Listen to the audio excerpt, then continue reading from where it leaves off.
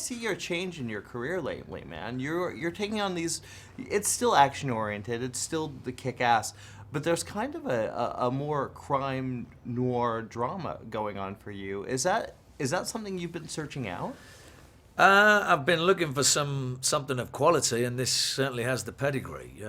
With Taylor Hackford and Donald Westlake, with that, working with Nick Nolte, and I mean, it's a great privilege to be able to get that. I'm definitely looking for the quality. Yeah.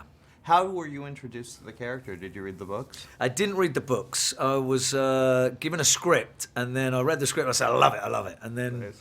Next thing, I'm unearthing all the history of Donald Westlake. The script didn't have Donald's name on it. It was the adaptation was by John McLaughlin. So later did I find out he'd written 20+ books about this character. So Lee Marvin gets to play him, Mel Gibson gets to play him, and silly old me gets to play him. So oh, you're the best one, man.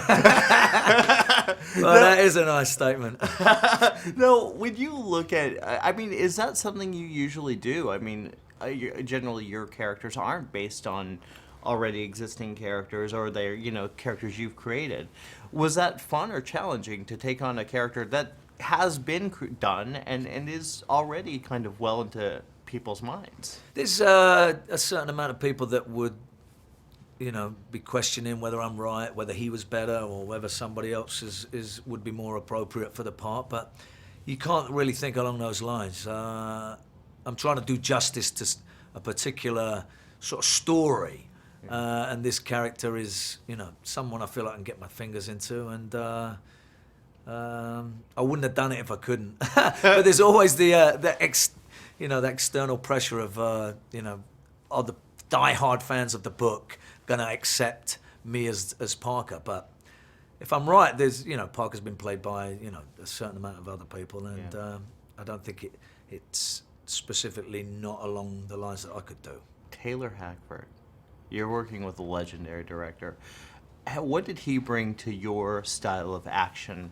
He keeps it very real.